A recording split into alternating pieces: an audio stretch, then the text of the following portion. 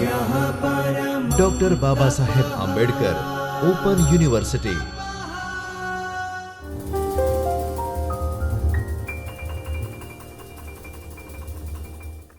Hello everyone. I hope you all are doing well. I, Devarshri Modi from the Department of English, School of Humanities and the Social Sciences, Dr. Babasaheb Ambedkar Open University, welcome you all on our YouTube channel BAOUGujarat.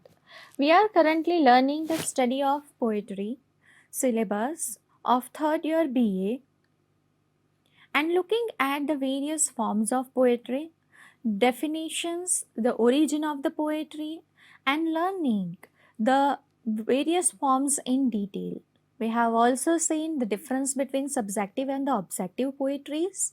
Moreover, we had a brief idea about various forms based on whether they are subjective or the objective in nature. Before we begin, I would request you all kindly go through the previous lecture series of this very much unit forms of poetry and try to also recall the various forms, the definition, the origin of the poetry. Today, we are going to deal with the ballad. What is ballad? Ballads are songs that narrate the stories. The origin of the word ballad is from the Latin word ballare, which means to dance. Ballads are the songs sung by the wandering minstrels with the accompaniment of musical instrument and dance.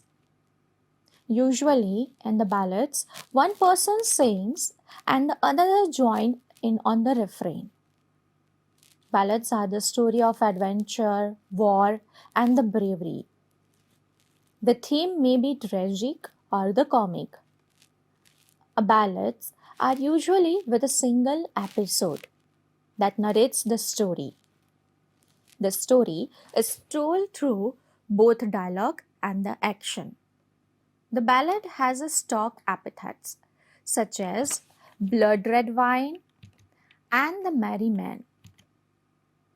One of the characteristic features of the ballad is the repetition. Usually, repetition in the form of the refrains that occurs in the lines and in intervals of the poem or the song, or especially at the end of the stanza. The word refrain has its origin in the French language, which means refrain stands for the repetition, the repeat. Let us see the example of refrain from the Prothemelian written by Sir Edmund Spenser. The sweet themes run softly till I end my song. The entire ballad is written in the form of refrain. There is a repetition. This particular line, sweet themes run softly till I end my songs, occur frequently throughout this ballad Prothelian. The ballad is a verse consists of quatrain with alternating iambic tetrameter. Iamb is a foot. Tetrameter. Tetra means 4 foot and trimeter means 3 foot lines. The rhyme scheme is usually A, C, B, C or A, B, A, B. We have given the example over here. Let us read the entire example so that we have the better idea of the rhyme scheme of the ballad. There lives a wife at Usherville, and a will thy wife was she. She had 3 stout and stalwart sons, and sent them o'er the sea. Dear friends, if we look at these lines, if we read these lines very closely, we find that the rhyme scheme is A, B, C, B. That is generally what we find in every ballad. That there are various kind of ballad that we find in the English literature. They are popularly known as the popular ballad or folk ballad. Folk ballads are also known as the traditional ballad. One more type of ballad is broadside ballad, then literary ballads and mock ballads. popular ballad. Let us understand what is popular ballad or the folk ballad, which is commonly known as traditional ballad. These are anonymous and pass on from generation to generation by the word of the mouth, which is again very common in our own Indian culture. The oral tradition and is still in existence among the illiterate people of the northern Greece, Sicily, Balkans, and various other countries of the world. Since these ballads were never written, its singers who learned this used to modify and try to introduce his or her own changes in the ballad. Since we know that the oral tradition has its one of the characteristics feature that whatever was learned from mouth to mouth usually has its subjective influences.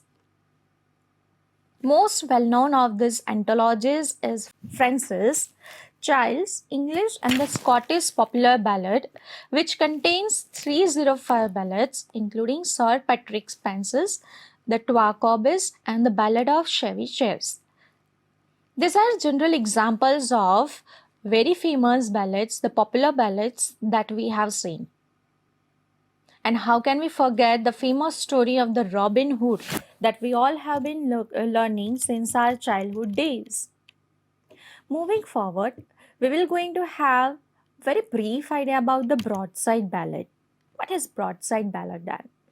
These broadside ballads are generally printed on one side of a single sheet of a poor quality paper. These ballads used to be sold in the bulk in the streets from 16th century onwards by the wandering paddlers. And then later on, when the newspapers were introduced, we find that these ballads were no longer in existence. This ballad, the broadside ballads, generally appeals the sentiments of the people. They are sentimental in subject matter. They contains the stories of the murder, execution, or the adventure. Public events were often published in the broadside ballads, and publishers used to earn a lot of money through them. As I said, the growth of the newspaper put an end on the broadside ballads. So far, we have learned two types of ballad. Do remember them: folk ballad, either you may call them traditional ballad, and the broadside ballad. Now we are going to dive deep into the literary ballads. What is literary ballads? Literary or the lyrical ballads are the narrative poems. They were popular in the late 18th century and during the Romantic period. In the last lecture also, we saw the definition of poetry given by Wordsworth. Can you recall those definition of the poetries? Try to remember them. They will be very useful to all of you. These literary ballads, all literary ballads, all lyrical ballads, they were very popular during the Romantic period.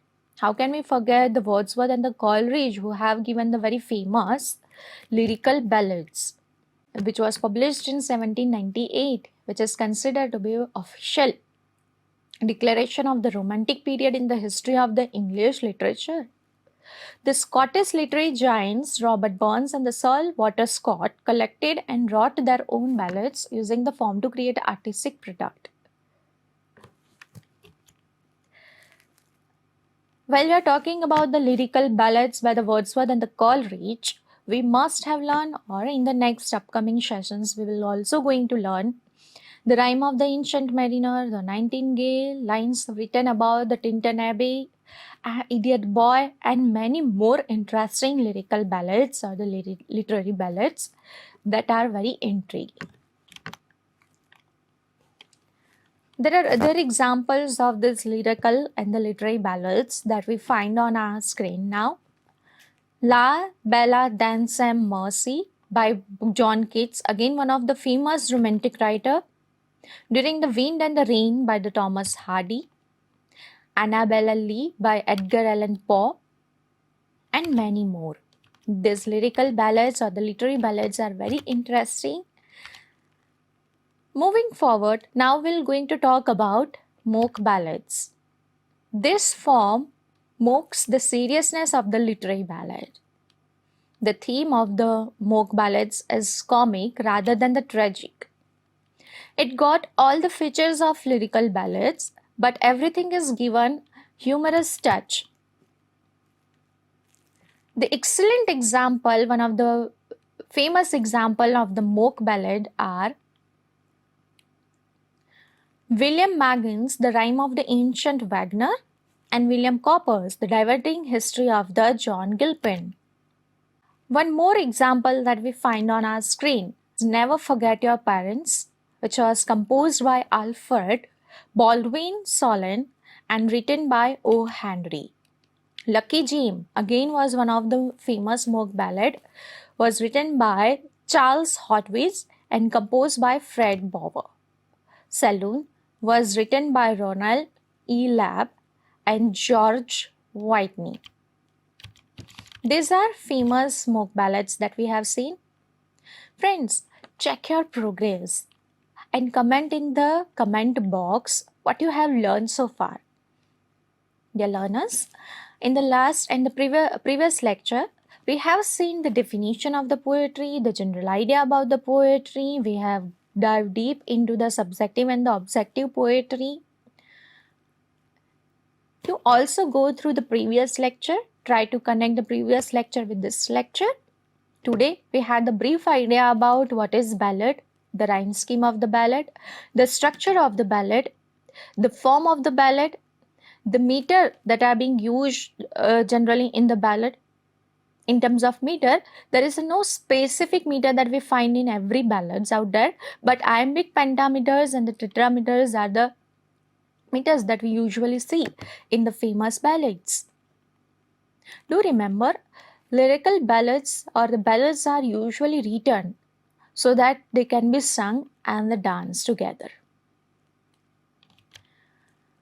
In order to check your progress, in order to know what you have learned so far, dear friends, please go through this assignment that I'm sharing with you on screen. Try to answer all the questions that are given over here on screen so that you can understand detailed description of the ballad. While you are going through this entire question answer session, do comment in the comment box if you have any difficulty with reference to the ballad as a literary form. What is ballad? List down the several features of the ballad. List down and define major types of the ballad. Today we have seen 4 major types of the ballad. So I request you all to list them down in the comment section. Which are the 4 types of the ballad that we have learned today? List down famous ballads written by the major writers throughout the history of the English literature. I've given some of the examples today while looking at the types of the ballad, while learning these ballads.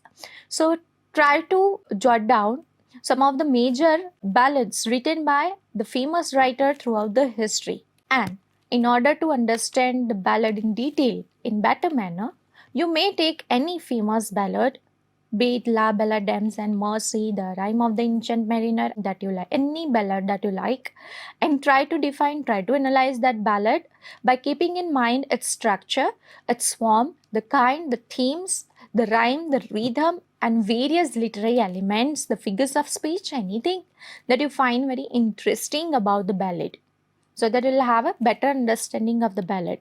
With this note, I end my today's lecture.